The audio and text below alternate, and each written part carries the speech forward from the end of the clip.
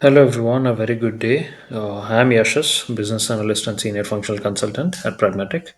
Today we are explaining, I'm here to explain you guys one of the most important concept of Odoo, that is something called as Anglo-Saxon accounting.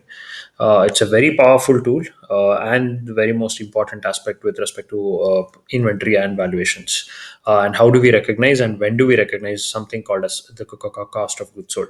So straight away you can go to settings and you have to enable the developer mode to get this Anglo-Saxon accounting, and you can see it over here. It's under the accounting menu, accounting settings. You can get this true, this particular checkbox. What happens with this is when does expense gets recognized, or when does expense gets carried forward when I do a purchase and sales transaction, or when I do a manufacturing and sales transaction, is what we are going to see. So to do that, we have created a product. I have created a new product where there are no transactions. It is of type goods, and also we are tracking it by inventory. Right now, you can see the cost of the goods, the cost of the product is zero, and the product category I have made sure automated inventory evaluation is configured, and also the necessary accounts are all configured in its place. Now let's go ahead and put out a purchase order for this. So I'll take up the purchase, a random purchase order for example. I'll put out one product called test product, and for 10 quantities I'll put that out. And because it's the first time, I'll put out the price as 30 USD.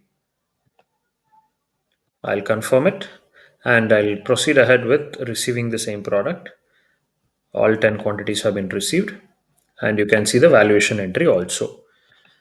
So here is a valuation entry where the stock valuation account is debited with 300 US dollars, and stock interim received also is credited with 300 US dollars.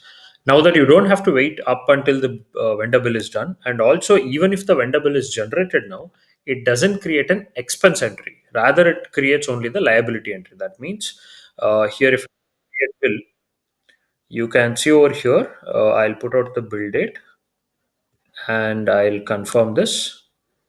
It simply doesn't go to the expense account, but because Anglo-Saxon is enabled, the account payable will be credit, and this can be called as a buffer ledger, that is a stock interim received, because you earlier saw in the purchase order at the time of receipt the same stock interim received was credited.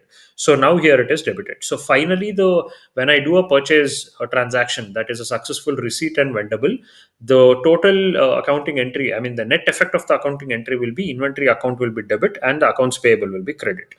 Now you might ask me, then where is the purchase expense recorded? So in the Anglo-Saxon method, this purchase cost will be recorded. First of all, this cost will be recorded in the product level based on whether it is FIFO or whether it is average costing. It will be available in this particular field. And as and when we do the sales, it is recognized when the invoice is generated. That is when Odoo will say that, okay, now I'll be taking up the cost of goods sold. That is, this is the moment where we book the cost of expenses, or we can say the expenses incurred to procure this product or to manufacture this product. So now let's go ahead and sell this product. Sales, new. I'll take up a random customer. I'll take up the same product. Sorry, yeah, test product. We'll sell 5 quantities, and the sales price can be, I procured at 10 and I'm sorry 30 and I'm selling it at 100. So I'll confirm this, and I have a delivery ready, and I'm going to validate all of these entries. And now you can see there is another account, and here there is stock valuation which is at 150. You can see the reason why 150 is coming up is the cost of the product is 30 US dollars per every product, so because of which it is I mean the stock valuation is getting created at 150. Still no cogs has been realized because I have not invoiced it. Now the moment I follow these breadcrumbs and I go to invoicing, I'll go to create invoice, I'll create a regular invoice, and I say confirm.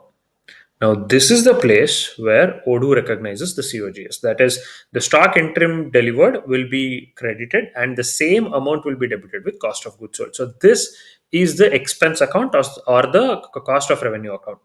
So, with Anglo Saxon accounting, we will be able to recognize the cost of goods sold not at the time of purchase itself, because that is that is going to be considered as a very early realization of the expenses. Rather, we will carry forward, we'll store this particular cost, and Odoo will post it automatically as and when an invoice is posted. So that's how the Anglo-Saxon accounting works.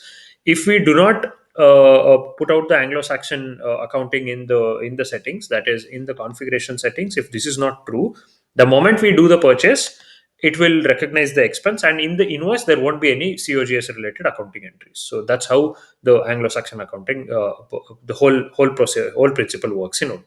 Thank you.